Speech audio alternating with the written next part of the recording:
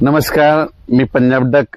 आज आहे बैलपोळा आहे, तर राज्यातल्या सर्व शेतकऱ्याला सांगू इच्छितो की आता मग राज्यात आता काय परिस्थिती राहणार, कारण की इतका पाऊस झाला शेतकऱ्याचं खूप अतोनात नुकसान झालंय। म्हणजे सोयाबीनचं झालं, कापसाचं झालं, म्हणजे संपूर्ण पिकाचं झालं, सगळ्या शेतात काही खरडू गेले।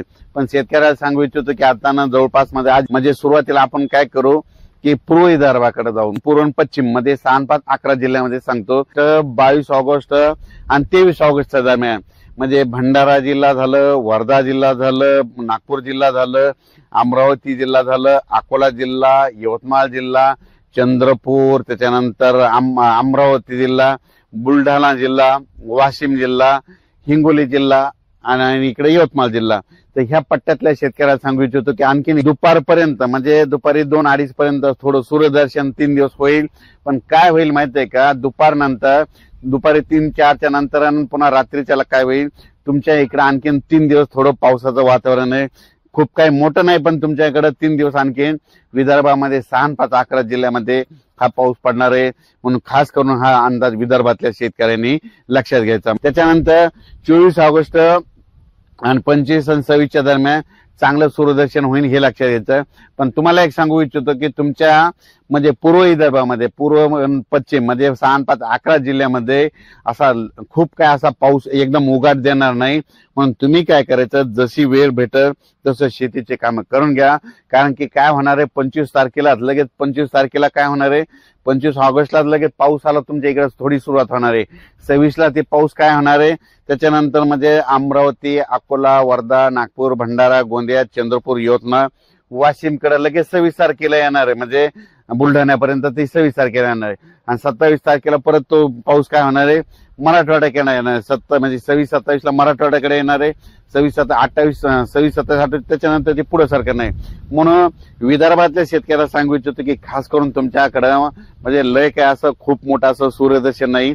तुम्ही काय करा, जशी दुपारपर्यंत वेळ भेटत असेल तर साचलेल्या ठिकाणी खताचं नियोजन करा, म्हणजे फवारण्यात देखील करू शकता। म्हणून हे अंदाज लक्षात घ्यायचा आहे। त्याच्यानंतर आता खास करून मराठवाड्याकडे सांगायचं झालं तर मराठवाड्यामध्ये हिंगोली जिल्हा, त्याच्यानंतर नांदेड जिल्हा, लातूर जिल्हा, बीड जिल्हा, परभणी जिल्हा, जालना जिल्हा, संभाजीनगर, धाराशिव, तर या सर्व शेतकऱ्याला सांगू इच्छितो की तुम्ही काय करा, आजपासूनच म्हणजे आपल्या मराठवाड्याकडे म्हणजे दुपारपर्यंत सूर्यदर्शन होणार आहे मराठवाड्यात, पण दुपारी काही ठिकाणी पाऊस येणार आहे।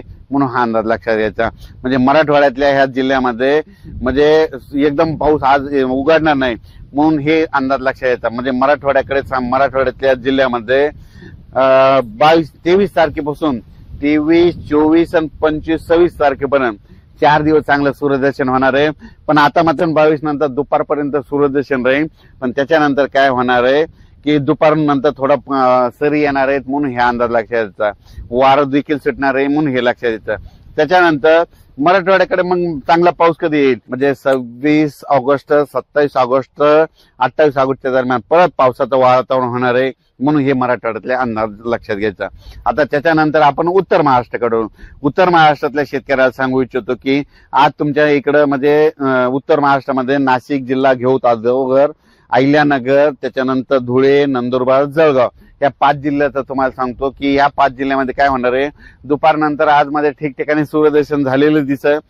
त्याच्यानंतर उत्तर महाराष्ट्रातल्या शेतकऱ्याला सांगू इच्छितो की आणखीन तुमच्या इकडे पोळ्याच्या दिवशी 2 दिवस मात्र तुमच्या इकडे थोडं पावसाचं वातावरण राहणार आहे। म्हणून हा अंदाज लक्षात घ्यायचा। 23 ऑगस्ट पासून 23 ऑगस्ट, 24 ऑगस्ट, 25 आणि 26च्या दरम्यान तुमच्या नाशिक जिल्ह्यामध्ये अहिल्यानगर, त्याच्यानंतर जळगाव, धुळे, नंदुरबार या जिल्ह्यामध्ये चांगलं सूर्यदर्शन होईल।